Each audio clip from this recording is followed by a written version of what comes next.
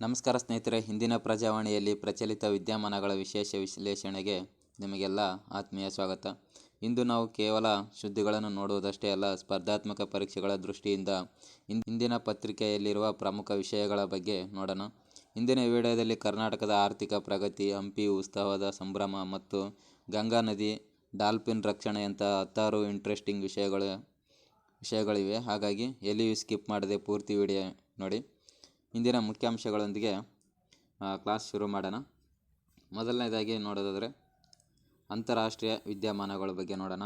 Next Banu Mushtaq Jaipur ಸಾಹಿತ್ಯ ಉತ್ಸವದ ಬಗ್ಗೆ. UGC ಹೊಸ ಇಕ್ವಿಟಿ ನಿಯಮಗಳನ್ನು ತಂದಿದೆ. ಕರ್ನಾಟಕದ ಹೂಡಿಕೆ ಮೈಲಿಗಲ್ಲು 4.71 ಲಕ್ಷ ಕೋಟಿ. ಇನ್ನು 4ನೇದು ಹಂಪಿ ಉತ್ಸವ 2026 ದಿನಾಂಕ ಪ್ರಕಟ. ನೆಕ್ಸ್ಟು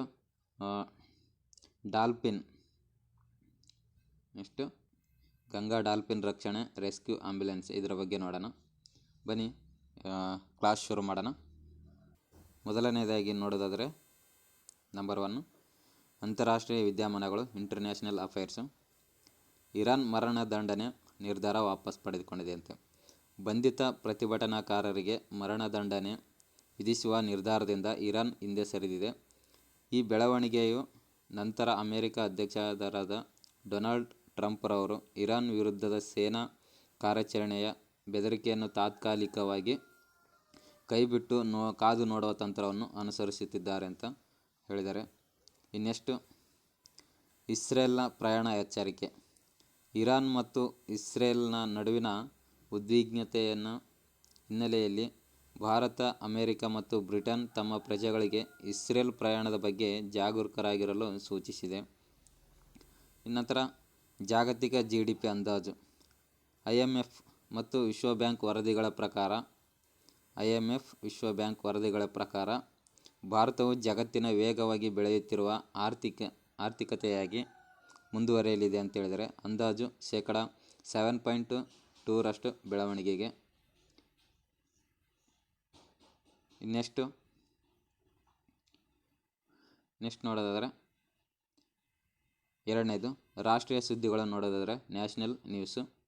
ಜೈಪುರ ಸಾಹಿತ್ಯ ಉತ್ಸವ.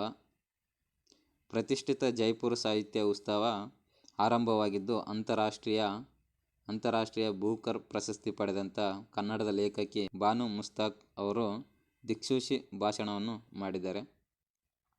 ನೆಕ್ಸ್ಟು UGC ಹೊಸ ನಿಯಮ ಏನಪ್ಪ ಅಂತಂತಂದರೆ ಇಕ್ವಿಟಿ ಸಮಿತಿ.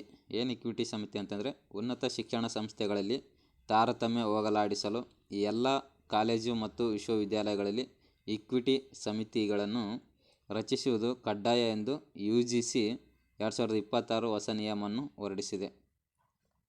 ನೆಕ್ಸ್ಟು ಮೂರನೇದು ರಾಜ್ಯ ಮತ್ತು ಸ್ಥಳೀಯ ಸುದ್ದಿಗಳನ್ನು ನೋಡೋದಾದರೆ ಸ್ಟೇಟ್ ನ್ಯೂಸು. ತೆರಿಗೆ ಸಂಗ್ರಹ ಕೊರತೆ. ಕರ್ನಾಟಕ ಸರ್ಕಾರಕ್ಕೆ ಪ್ರಸಕ್ತ ಆರ್ಥಿಕ ವರ್ಷಗಳಲ್ಲಿ GST ಮತ್ತು ನೋಂದಣಿ ಇಲಾಖೆಯಲ್ಲಿ ಸುಮಾರು 13,000 ಕೋಟಿ ತೆರಿಗೆ ಸಂಗ್ರಹ ಕೊರತೆಯಾಗಿರುವ ಸಾಧ್ಯತೆ ಇದೆ. ಇನ್ನು ಹಂಪಿ ಉತ್ಸವದ ಬಗ್ಗೆ ನೋಡೋದಾದರೆ ಫೆಬ್ರವರಿ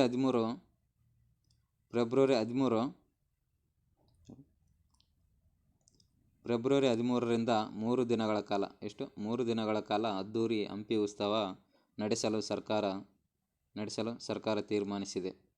ಇನ್ನೆಷ್ಟು ರಾಜ್ಯದ ಹೂಡಿಕೆ ಪ್ರಗತಿ. ಕರ್ನಾಟಕದ ಕೈಗಾರಿಕಾ ಸಚಿವ MB ಪಾಟೀಲ್ ಅವರು ಕಳೆದ 11 ತಿಂಗಳಲ್ಲಿ ರಾಜ್ಯವು 4.71 ಲಕ್ಷ ಕೋಟಿ ಹೂಡಿಕೆಯನ್ನು ಆಕರ್ಷಿಸಿದೆ ಎಂದು ತಿಳಿಸಿದ್ದಾರೆ. ಜನವರಿ 19ರಿಂದ ದಾವೋಸ್ನಲ್ಲಿ ನಡೆಯಲಿರುವ ವಿಶ್ವ ಆರ್ಥಿಕ ವೇದಿಕೆಯಲ್ಲಿ WEF ಸಚಿವರು ಭಾಗವಹಿಸಲಿದ್ದಾರೆ ಎಂದು ಹೇಳಿದ್ದಾರೆ. ಇನ್ನೆಷ್ಟು ರೋ ರಿಚ್ ಎಸ್ಟೇಟ್ ರಕ್ಷಣೆ. ಬೆಂಗಳೂರಿನ ಹೊರವಲಯದಲ್ಲಿರುವ ರೋ ರಿಚ್ ಮತ್ತು ದೇವಿಕಾ ರಾಣಿ ಎಸ್ಟೇಟ್ನಲ್ಲಿ ಯಾವುದೇ ಅಭಿವೃದ್ಧಿ ಕಾಮಗಾರಿಗಳನ್ನು ನಡೆಸದಂತೆ ಕರ್ನಾಟಕ ಹೈಕೋರ್ಟ್ ರಾಜ್ಯ ಮತ್ತು ಕೇಂದ್ರ ಸರ್ಕಾರಗಳಿಗೆ ಕಟ್ಟುನಿಟ್ಟಿನ ಆದೇಶ ನೀಡಿದೆ. ನಮಾಮಿ ಗಂಗೆ ಹೊಸ ಯೋಜನೆಗಳು. ಕೇಂದ್ರ ಜಲಶಕ್ತಿ ಸಚಿವರು ಗಂಗಾ ನದಿಯಲ್ಲಿ ಜೀವವೈವಿಧ್ಯ ರಕ್ಷಣೆಗಾಗಿ ಡಾಲ್ಫಿನ್ ರೆಸ್ಕ್ಯೂ ಆಂಬ್ಯುಲೆನ್ಸ್ ಮತ್ತು ಹೊಸ ಜಲಚರ ರಕ್ಷಣಾ ಕೇಂದ್ರವನ್ನು ಉದ್ಘಾಟಿಸಿದ್ದಾರೆ. ಇನ್ನೆಷ್ಟು 4 ಕ್ರೀಡೆ ಮತ್ತು ಇತರ ಸ್ಪೋರ್ಟ್ಸ್ ಆ್ಯಂಡ್ ಅಥರ್ಸ್. ಅಂತರ್ ವಿವಿ ಅಥ್ಲೆಟಿಕ್ ಕೂಟ. ಕರ್ನಾಟಕದ ಕ್ರೀಡಾಪಟುಗಳು ಅಂತರ್ ವಿಶ್ವವಿದ್ಯಾಲಯದ ಅಥ್ಲೆಟಿಕ್ ಕೂಟದಲ್ಲಿ ಪದಕಗಳನ್ನು ಗೆದ್ದಿದ್ದಾರೆ. ವಿಜಯ್ ಹಜಾರೆ ಟ್ರೋಫಿ ಮತ್ತು ದೇವದತ್ ಪಡಿಕ್ಕಲ್ ಅವರ ಉತ್ತಮ ಬ್ಯಾಟಿಂಗ್ ನೆರವಿನಿಂದ ಕರ್ನಾಟಕ ತಂಡ ಸೆಮಿಫೈನಲ್ಗೆ ತಲುಪಿದೆ.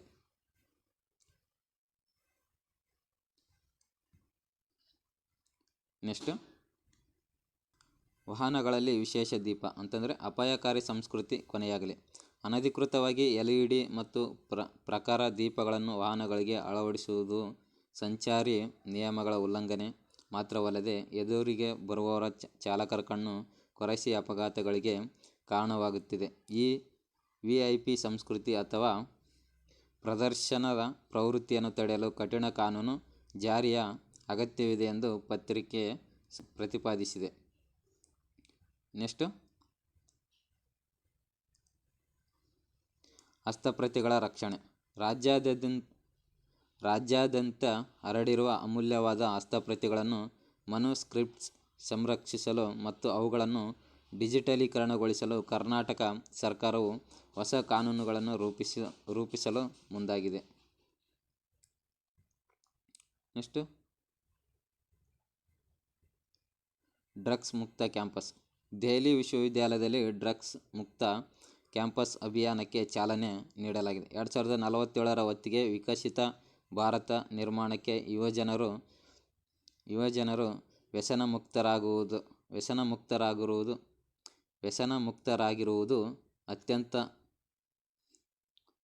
ವ್ಯಸನಮುಕ್ತರಾಗಿರುವುದು ಅಗತ್ಯ ಎಂದು ಉಪರಾಷ್ಟ್ರಪತಿಗಳು ಕರೆ ನೀಡಿದ್ದಾರೆ.